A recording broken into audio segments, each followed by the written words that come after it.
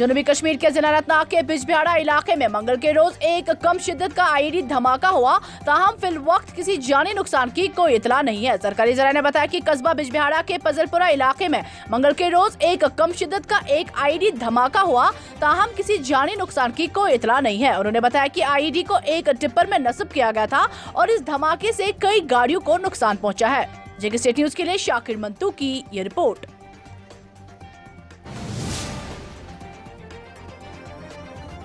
आटाचर्या 5 kilometre Banihal कासीकुंड 4 लेन tunnel का काम अगरचे शदोमत से जारी था, ताहम काम कर रहे मुतअद्दिद मकामी कारकुनान तामीराती कंपनी से अपनी जेर इल्तवा उजरत के मुतालबा पर हड़ताल पर चले गए, जिसकी वजह से इस बड़े प्रोजेक्ट का ठप होकर रह गया। हड़ताल की वजह से साइट पर तमाम सिविल, बिजली, मैकेनिकल व दीगर काम मुतासिर हुआ है। इस सिलसिले में SDM बानिहाल ज़ुहैर अब्बास और SHO बानिहाल नईमुल हक के जाए वाक़ा के दौरे हड़ताली कारकुनों को राजी करने में नाकाम रहे हैं। उन्होंने अपनी जेर इल्तवा उजरत जारी होने तक काम दोबारा शुरू करने से इनकार कर दिया।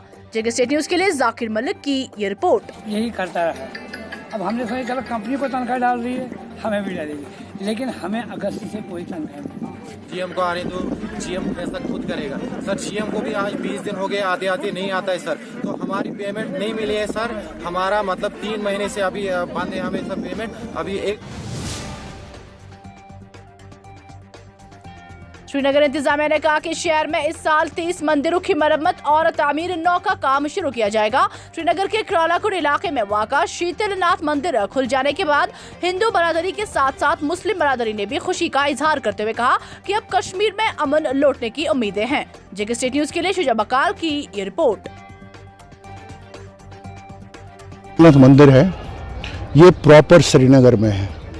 ये ऐसा मंदिर है जिसकी प्राइम प्रॉपर्टी है और चारों तरफ आप नजर दौड़ाएंगे, ये सारी प्रॉपर्टी शीतलनाथ मंदिर की। जो मेन प्रॉपर्टी शीतलनाथ मंदिर की है वो ये हिंदू हाई स्कूल है। हमने 31 साल के बाद भैरवनाथ की कृपा से ये मंदिर आज फिर खुला। यहाँ से ही कोई भी मूवमेंट कश्मीरी पंडित की चलती थी।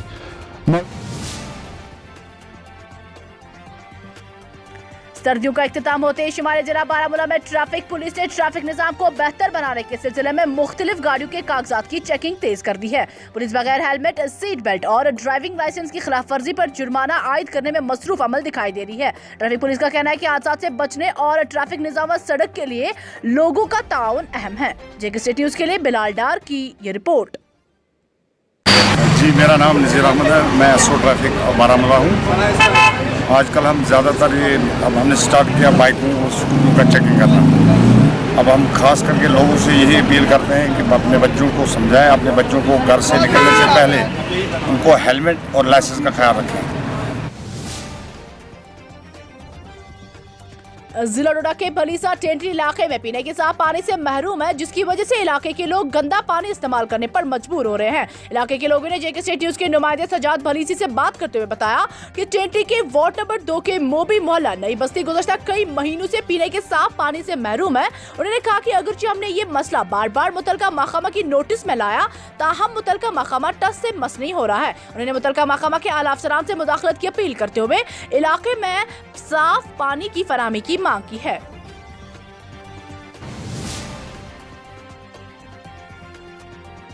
सरहदी जिला कुपवाड़ा के कूट कलारोस इलाका दौरे जदीद में भी पानी, बिजली, सड़क जैसी बुनियादी सहूलियात से महरूम है। मकामी लोगों ने जेके स्टेट न्यूज के ब्यूरो चीफ सागर रफीक से बात करते हुए इंतजामिया पर अफसोस का इजहार करते हुए बताया कि इलाका बुनियादी सहूलियात के अलावा तिबी खास तौर पर मवासिलाती निजाम से भी महरूम है। उन्होंने कहा कि मरकजी सरकार के डिजिटल इंडिया बनाने के दावे महज लफ्जों तक ही महदूद हैं। था वहाँ उन्होंने नाम लिखाए थे, हमने नाम लिखा तो उन्होंने बोला हम मैसेज डालेंगे जब भी भर्ती होगा यहाँ ना। हमको सर पता ही नहीं चला। जब मैं फिर वहाँ पहुँचा, मेरे साथ और 2-4 बंदे सर, उन्होंने बोला वो रेस ही खत्म हो गया। मैं हूँ सागर रफीक। इस वक्त जेके स्टेट न्यूज़ की टीम उस जगह पर पहुँची है जहाँ पर हम आपको एक कहानी बताएंगे तो आपके रोंगटे खड़े हो जाएंगे।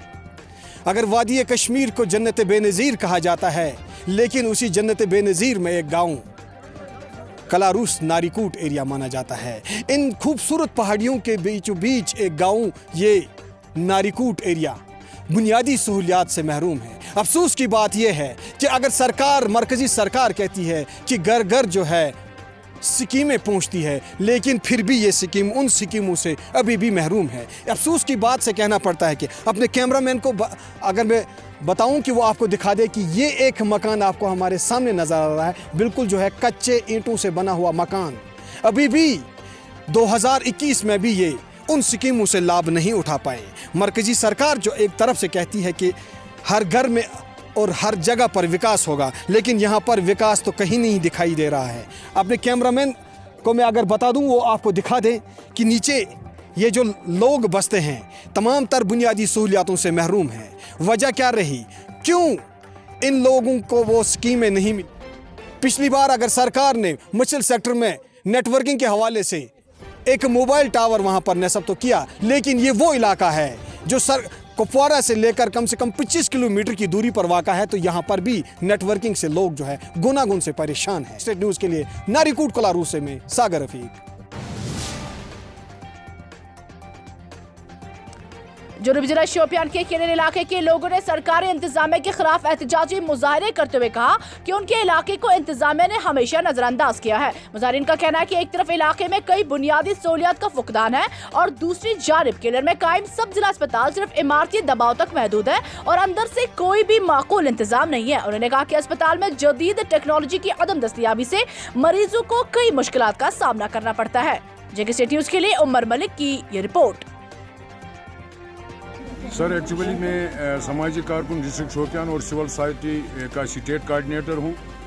डिस्ट्रिक्ट शोपियान है, ये पहाड़ी ज़िला है और इसमें 220 गांव मुश्तमिल है। उसमें खास कर मैं जिक्र करूँगा केलर का।